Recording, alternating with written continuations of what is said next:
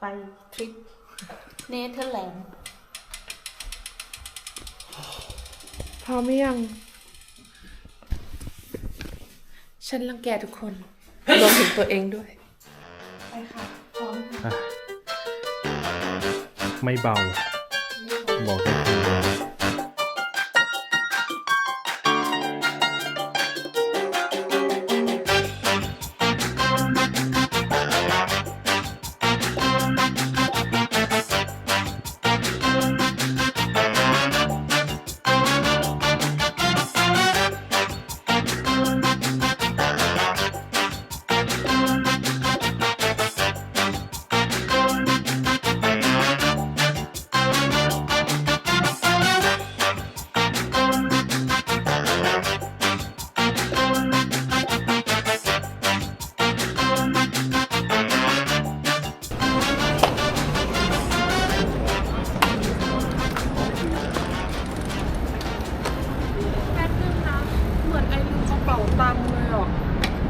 The whole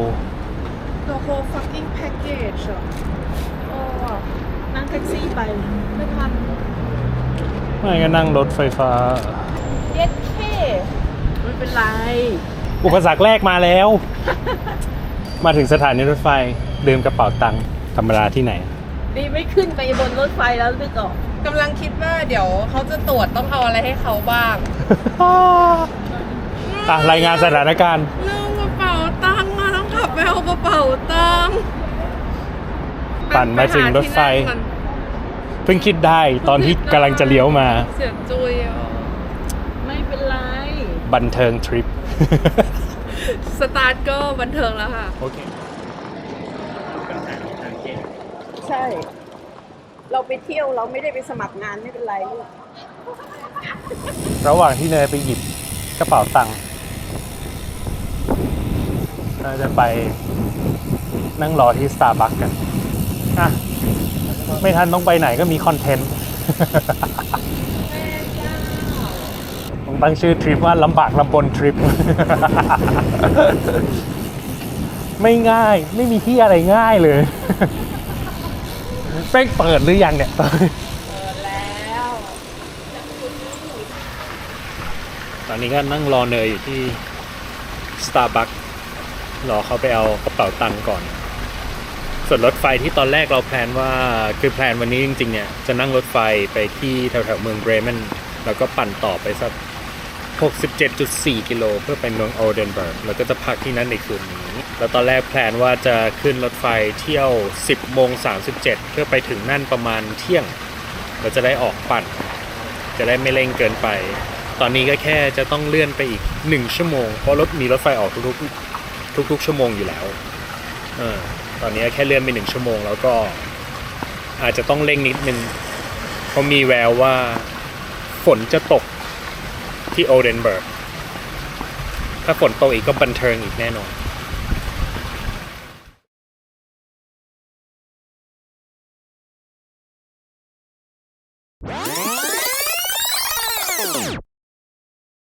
กระเป๋าใบแรกนะคะของคุณแม่เสื้อกี่ชุดเนี่ย4แล้วก็ชุดนอน2แล้วก็ชุดเที่ยว1อันขวานั้นคืออะไรนั่นอุปกรณ์ของ TikToker นะคะไว้ติดกล้องค่ะก็มีกาแฟยางในสายชาร์จนู่นนั่นนี่รองเท้าเครื่องในกางเกงประมาณนี้ค่ะมีทั้งหมดประมาณ 4-5 ชุดโอเครวมกับชุดที่ไปก็ประมาณ 6-7 ชุดนะคะเวอร์แล้วน่าจะยัดเข้านะน่าจะได้อยู่ไปงั้นยัดเลย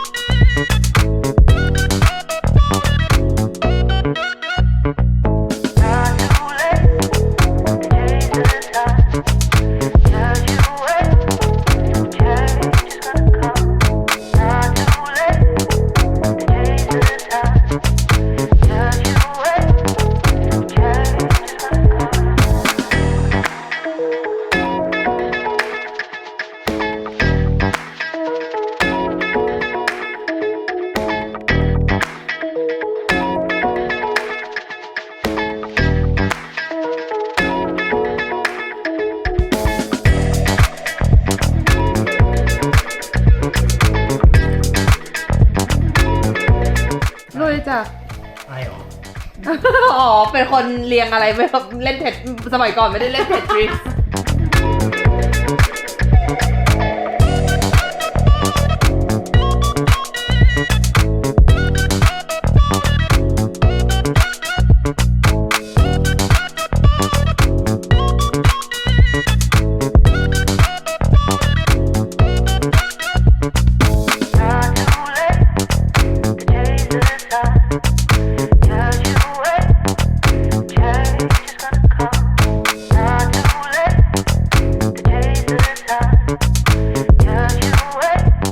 ทุกคนหนังหน้าดี เพราะอลันเซียพกครีมให้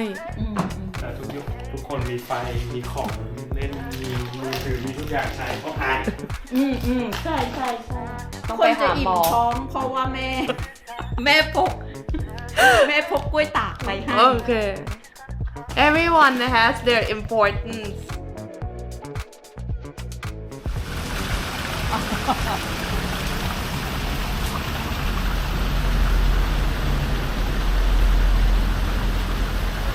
ได้แล้วกระเป๋าตังค์อยู่นี่ ได้มาครบ ได้มาครบแล้วกระเป๋าตังค์อยู่นี่ รถไฟอีก 37 นาที อ่ะไปเลยก็ได้ เดี๋ยวไปเข้าห้องน้ำก่อนหรือจะเข้าไหม นะคะ จะเอาอะไรจากตาบักไหม ไม่เอา โอเค ไป ไป ค่ะ สถานีต่อไป สถานีรถไฟสักที สัมภาระเขาเยอะ ไปนำไปเลย go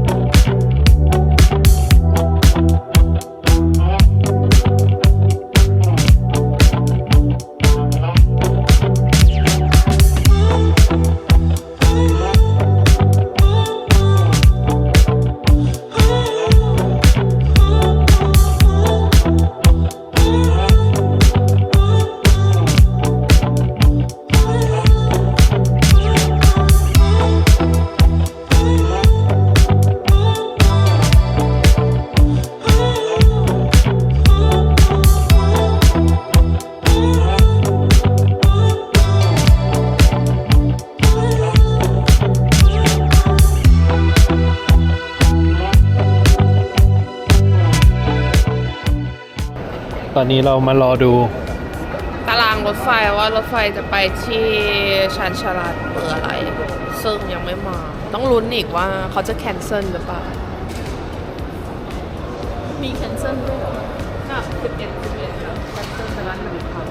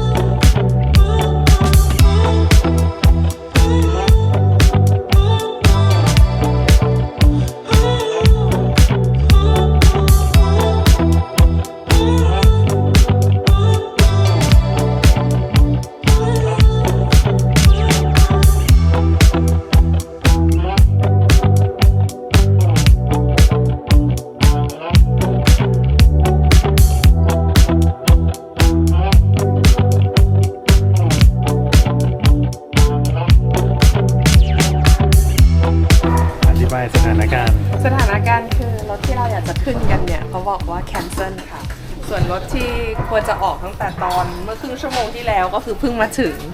แล้วก็เลยไล่ให้ทุกคนมาขึ้นคันนี้กันแทนซึ่งก็ไม่ใช่ที่ที่เราอยากจะไป อันนี้คือเรายิงตรงเข้าเบเมนซึ่งตอนแรกเรากะว่าจะลงระหว่างทางประมาณนี้ค่ะ เดี๋ยวก็น่าจะเต็มเอียด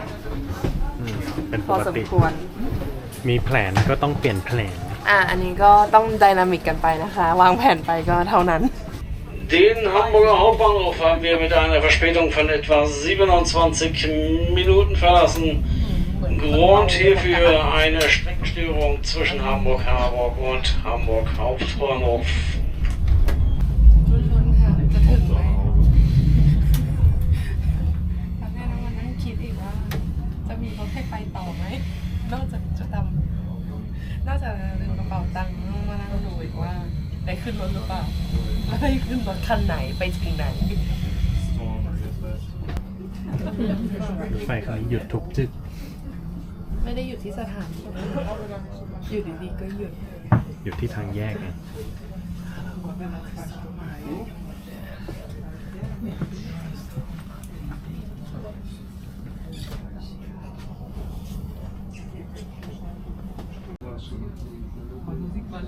Bleibt ja nichts kleben. Durch die der ganze Sand und sowas. Another person with wax chain เจอเพื่อนร่วมทาง ใช่ เขากลับมาจะไปเที่ยว เรากำลังจะไปเที่ยว ไม่เขากำลังจะกลับบ้าน เออ เพราะว่าเราไปมาแล้ว 9 วันโดยที่ไม่อาบน้ำจริงเหรอเพิ่งจะได้อาบวันสุดท้าย อันนั้นของจริงอันนั้นของแท้ของแท้ ของแท้ ส่วนเรากำลังเริ่มต้น ไปไม่ถึง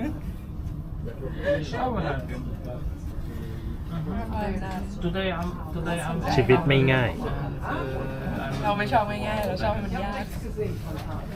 tomorrow you can call me. นี่ความจริงแล้วเราปั่นไปตรงนั้นถึงครึ่งทางเลย Yeah, you can call me. หยุดอีกแล้ว แล้วอยู่ตรงทางไม่รู้ค่ะ ถามว่าวันนี้มีแผนไหมมีแผน แต่ผิดแผนทุกตรง จุกตรง ตรงไหนไม่ผิดบอกกูที ผิดแม่งทุกตรงเลยไอ้เหี้ยเอ้ยตอนเนี้ยบ่ายโมงอะ ยังไม่ถึงไหนเลยยังไม่ได้เริ่มปั่นเลย บันเทิงแน่นอน เพราะว่าตอนนี้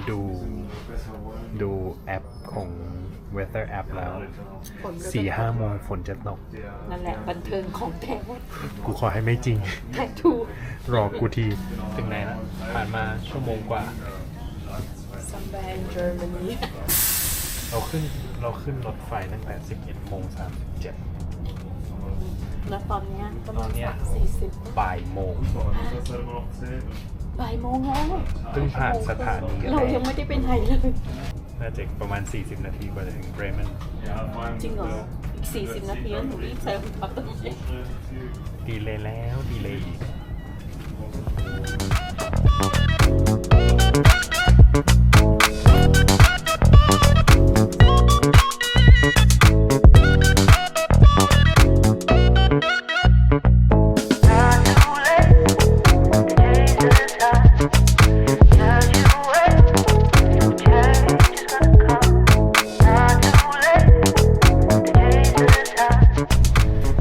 จะเข้าเบรเมนแล้ว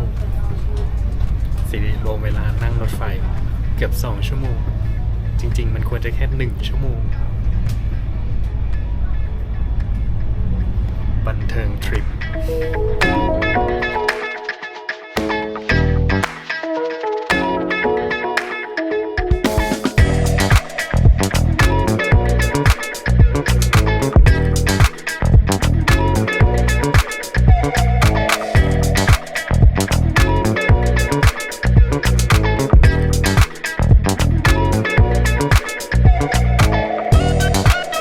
ตอนนี้มาถึงเบรเมนแล้วก็อยู่ในสถานีรถไฟฟ้าของเบรเมนซึ่งบ่าย 2แล้วยังไม่ได้เริ่มปั่นแต่เดี๋ยวกินข้าวก่อน ก็เลยมาแวะกินเบอร์เกอร์คิงเพื่อที่จะได้มีแรงแล้วก็ปั่นไป 67.4 กิโลเมตรเพื่อถึงโอเดนเบิร์กต้อง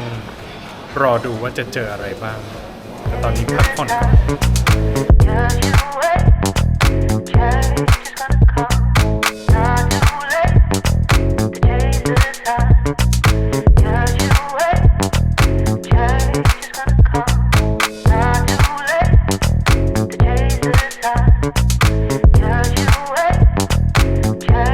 gonna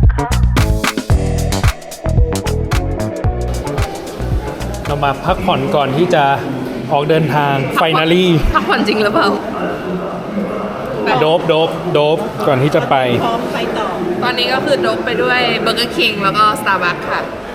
ฉะนั้นถึงเวลาละ เดี๋ยวเราจะไปลุยปั่น 57.9 กิโลเพื่อไปถึงโอเดนเบิร์ก